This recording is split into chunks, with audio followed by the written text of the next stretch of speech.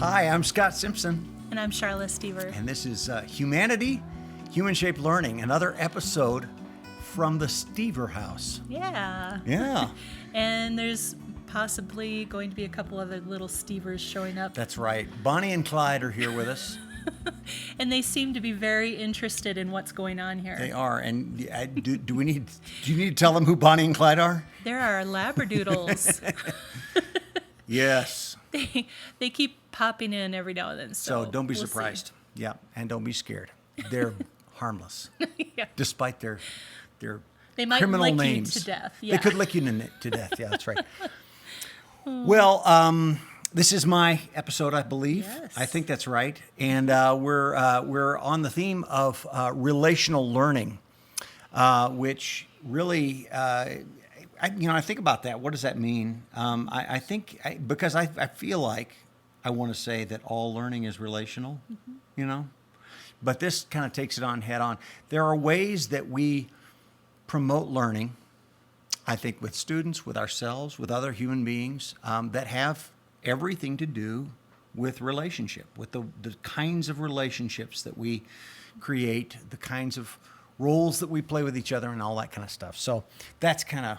And I feel like in a classroom, it's, sometimes teachers, especially new teachers, don't think about the importance of being in relationship with their students as they're working with them. I think because they've got so many things that are, not, I don't want to say non-relational, but they seem like they're non-relational to think about. Like, what are my objectives? What are my lesson plans? What standards are we approaching? And all of these things to think about. And so it seems like the relationship part of it sometimes gets lost in the flurry. So we're trying to bring that up to the front. So as we often do, we're going to start with a third thing. And sometimes it's a poem, sometimes it's a song, sometimes it's been a photograph before and stuff. This time, wow, it's going to feel a little article-y. Okay. It's going to feel a little bit like an article, but it's not. It's a story from a teacher from EducationWeek.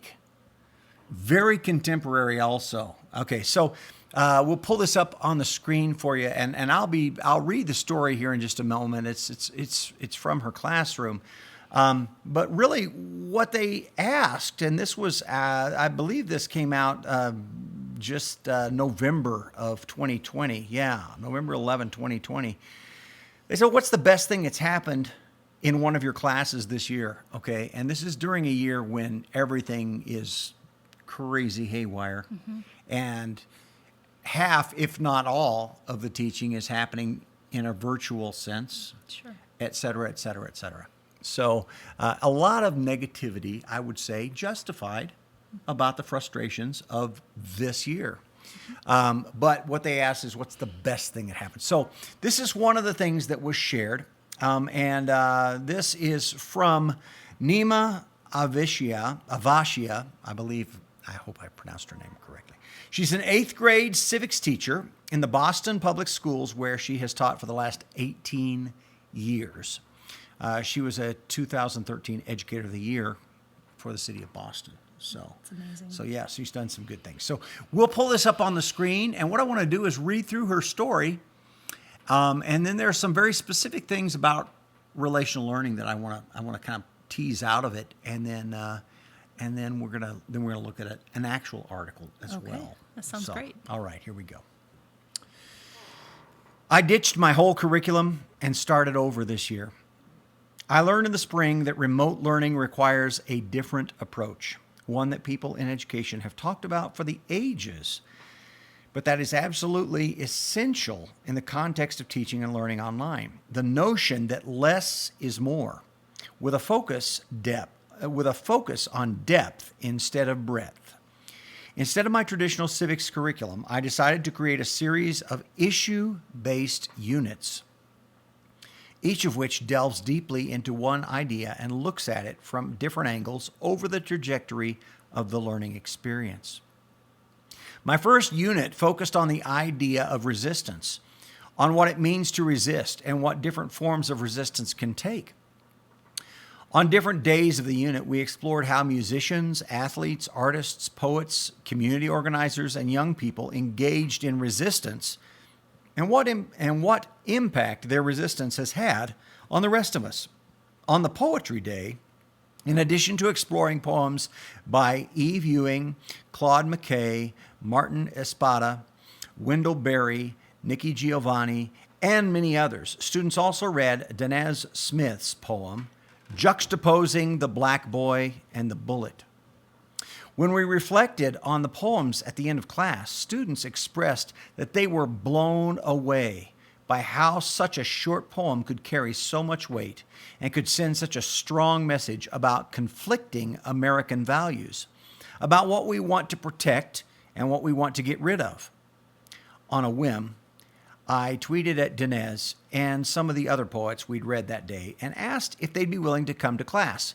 And in an in-person teaching situation, this would never have been possible, but remote teaching created a new opportunity to build connections between my students and people in other cities, and I decided to take advantage of it. Danez wrote me back immediately, offering to come in to do a reading and answer questions, and a few days later, they were on a Zoom with my 28 eighth graders, sharing their poetry and taking questions. There were many powerful moments, but perhaps the one that hit hardest was when Danez read their poem, My President.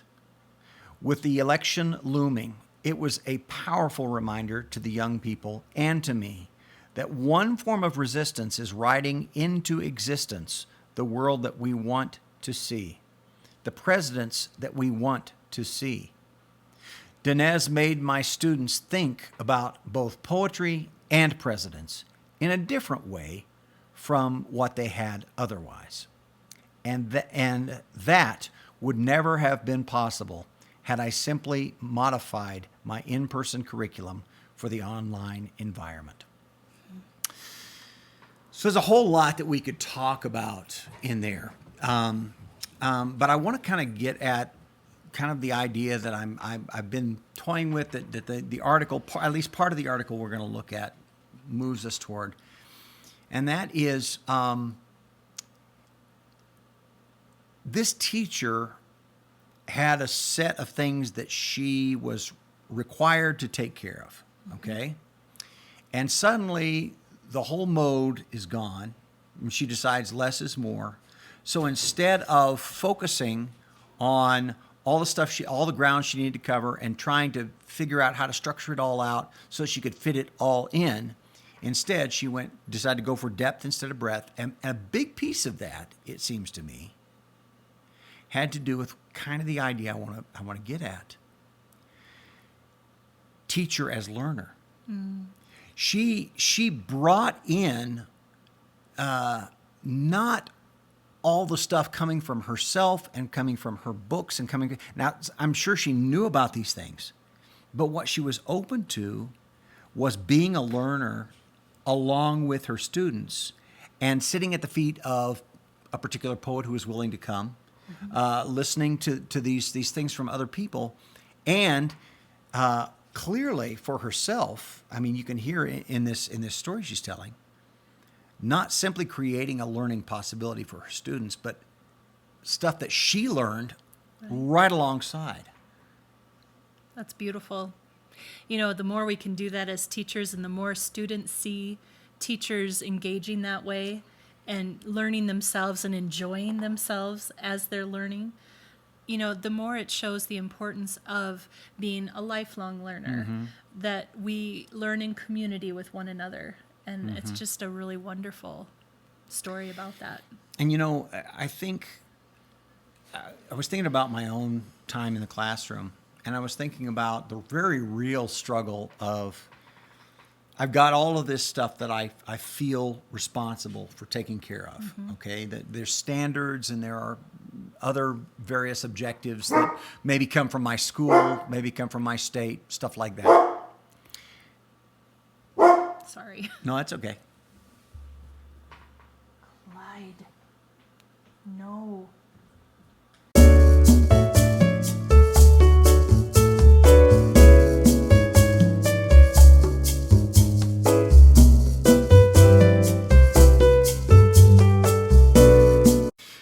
Sorry, we took a little dog relocating break, which gave us an opportunity to use our fancy schmancy technical difficulties sign and bossa nova music.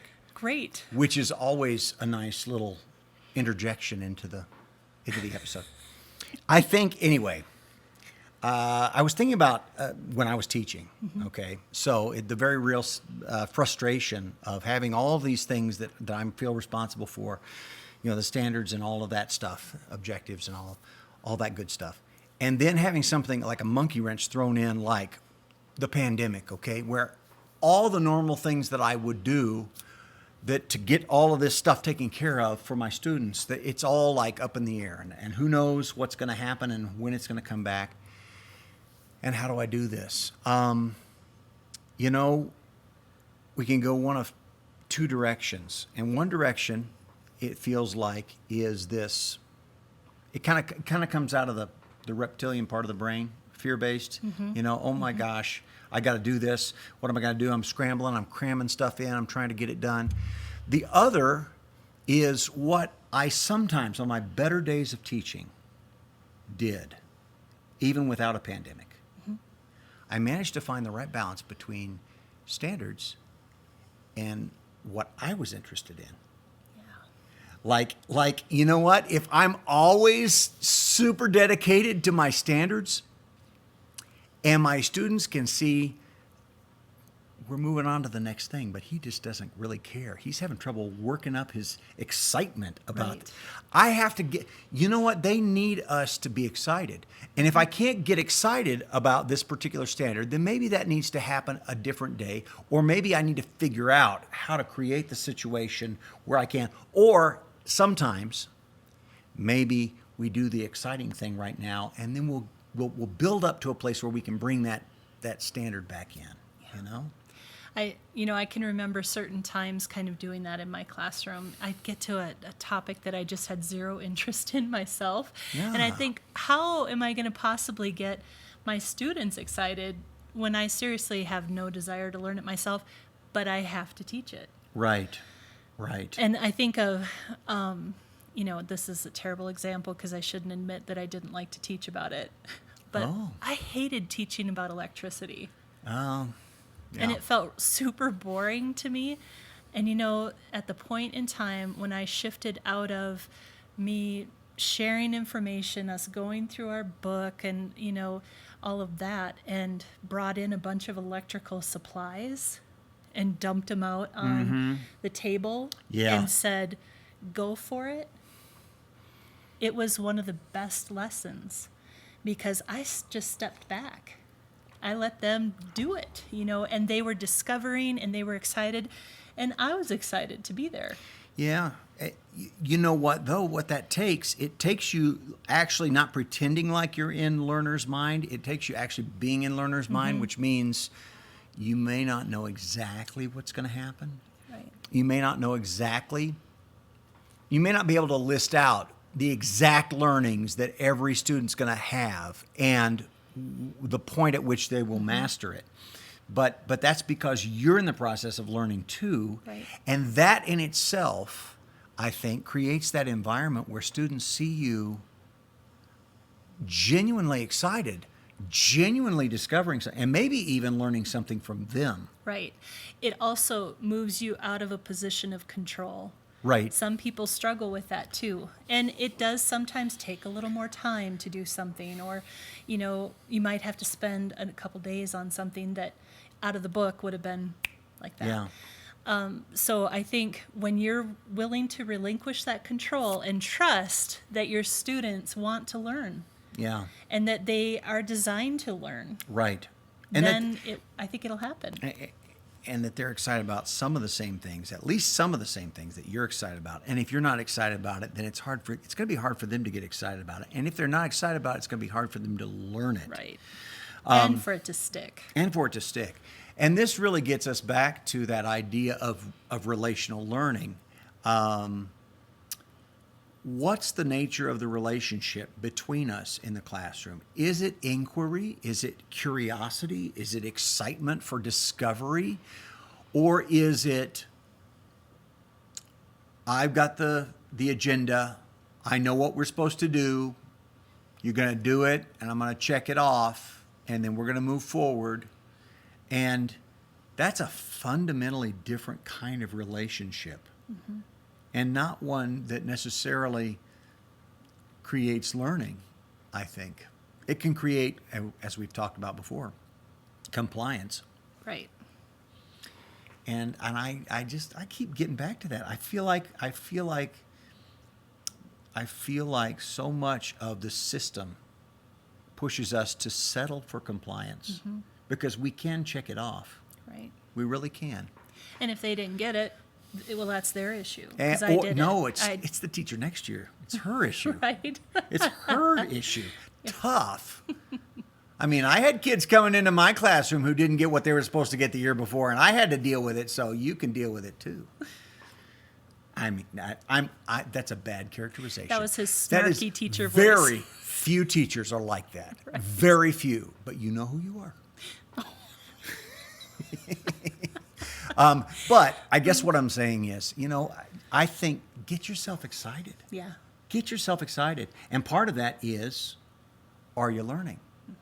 Or are you coming here with, I know exactly what's going to happen, and I'm going to make it happen for them? Because that can get boring day after day. Yes. It really can. It really can. And if you get bored, they'll probably get bored. So let's move on, though. Let's take a look at our article. This article, we're gonna do some Play-Doh. We are. Not Play-Doh. Play-Doh. Play-Doh. Okay. Play-Doh. I was very excited for a moment. Yeah, I know. Probably Play-Doh would be more fun than Play-Doh, but you know what? It depends. We got to get a little academic sometimes. Okay, all right, let's do it. So we're going to try to do that. We're going to stay on the surface, okay? Okay. So it's not going to. Don't worry, it's not going to be that heavy duty. But this is an article: Teacher as Learner, Guide, and Caregiver, moving from teaching as profession to a holistic view of teaching, by Catherine Y. Cheng-Stahl from Teachers College, Columbia University. And so we're gonna take a look at just a little bit of that, and actually we're only gonna look at the first part. Okay. The part that's teacher as learner. And I would encourage you to go on and look at the entire article, teacher as guide, teacher as caregiver. In fact, maybe, I don't know, in the future, in another episode, we might look at teacher as guide, and then maybe teacher as caregiver. We might look at the other two, but this time we're just looking at teacher as learner. Okay. Sounds good. All right. So we'll pull up a few of these sections that we're going to take a look at, and let you. And we're not going to read a whole lot of this, but I just want to talk about some of these ideas. So of course, when we talk about Socrates, we don't have anything written by Socrates. We have what Plato told us about Socrates. And Socrates, of course, we look at Socrates, we think of Socrates as a teacher, as someone who has taught people in his day, but taught the whole planet lots and lots of things. But this quote from Socrates: "I have never been anyone's teacher. I never promised to teach anything and have not done so." Okay, so she began thinking, what do we do with that? Here's like the person that we all say this was the epitome of a teacher, and here we are. He's saying, I'm not a teacher. I'm not a teacher. Well, I think what he was saying was probably something a little bit different. And if we look a little further into what she's talking about, he says this about inquiry, okay? About that process of curiosity and discovery. "As it is, the lover of inquiry must follow his beloved wherever it may lead him. This whenever that he speaks of refers to what you do not know at present, that you should always confidently seek out." And so Socrates was talking about being compelled to find out, to discover, and his way of questioning was not and I'm talking about from his standpoint in his mind. It wasn't, Sharla needs to learn this, so I'm going to construct some good questions to make her learn it. It was, here's this other human being. I have these questions that I'm trying to figure out, and I'm giving voice to them. And I'm doing it in a community of other people. And I'm really genuinely curious about it. Now, Socrates was working with adults, okay? I recognize when you're working with children, it's a little bit different. But the idea, I think, is the same. What kind of space do we make? Do we make one in which I'm carefully constructing all this stuff to make you learn, or am I just taken with my own curiosity, my own inquiry, and being outwardly vocal about it, creating the environment for it, and empowering people around me, including my students, my colleagues, to pursue this along with me as a community thing? It's about creating the space for it to happen. What is the, creating space, but also providing something that will be rich to explore, enough substance that you can spend some time with it and maybe not get to the bottom of it, but actually be able to just reflect and share. And anytime you can hit that, that's like the sweet spot of teaching. Right.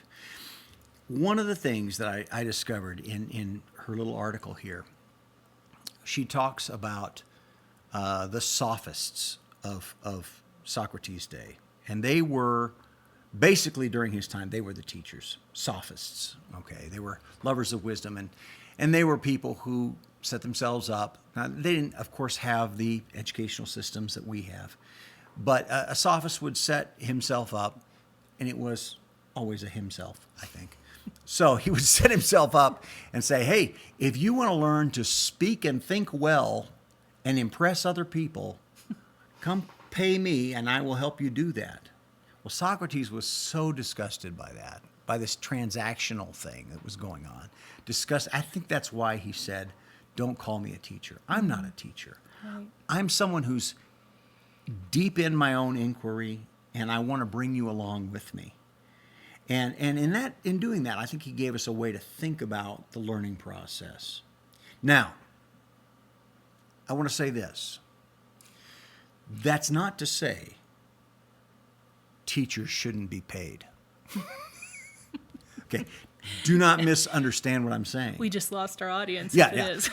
Do not misunderstand what I'm saying. And we also live in different times. Yes. But I think every teacher knows the difference between someone who's in the classroom and doing what they have to do to get their check versus someone who is receiving the pay that they need to receive, so that they're not constantly thinking about how am I going to pay the bills, and they're free enough to be engaged in that inquiry and that excitement that engages their students. That they're ready to spend their day the way they want their kids to spend the day. Exactly.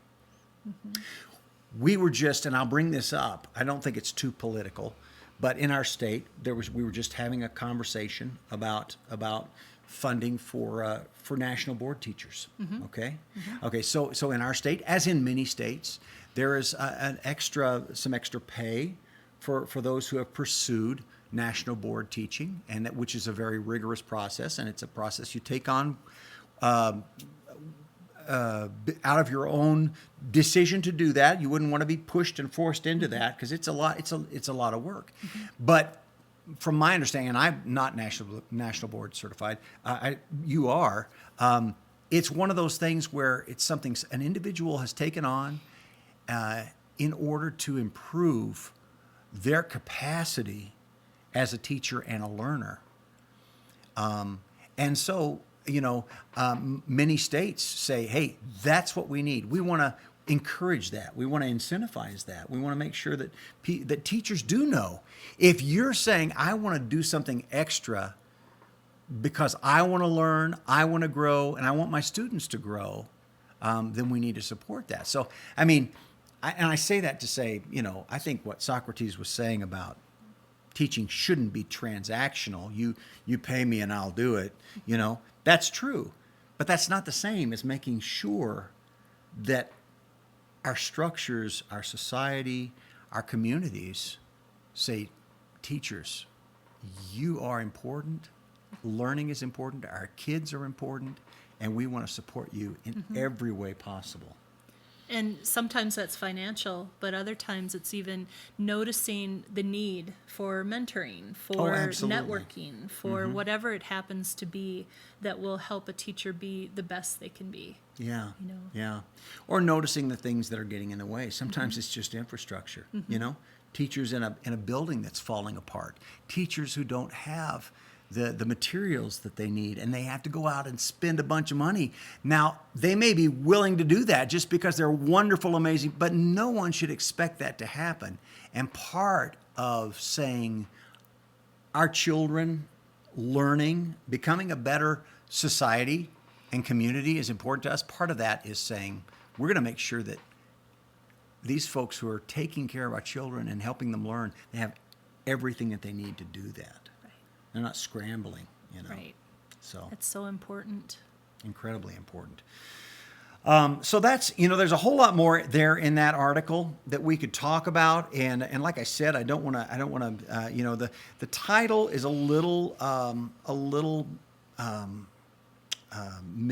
misleading because it seems like moving from teaching as a profession to a holistic view of teaching.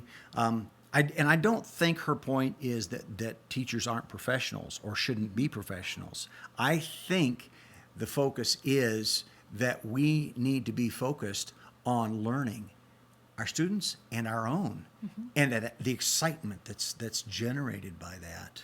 Right. If that's at the forefront, I think we can trust that authentic learning happens. Yeah. And I think I will say from my own experience as a teacher, it was hard when I first tried to shift into trusting that it would happen. And, in college, you're taught all through your methods classes how to design the perfect lesson and that make sure every part is included so that the learning will happen. Right. And there is reason for that. I mean, we do have to get that structure in place or know where we're headed and be in good practice of that. Yeah. But when you suddenly let go of the reins and say, I'm going to trust learning will happen today, even if I'm not guiding it every step of the way. I remember making that shift as a teacher, and it was scary because, well, what if my supervisor, my principal comes in or sees me, letting the kids kind of just do what they're doing. And I quickly realized that when I'm providing the space, I'm setting them up for success and creating opportunities for them to learn authentically, it's going to happen. Right. That doesn't mean you're not going to have behavior issues and different things like you would in any class. Yeah, absolutely. But I would challenge anyone to say that you have less. Right. When you're allowing that learning to just happen. Yeah. Let it go and have opportunities for the different kinds of learners you have in your class. If you're in good relationship and you know what they need and you know how to set them up for success, I think it'll happen. And and I don't want to imply that we're trashing some of those helpful structures at the beginning of your teaching career.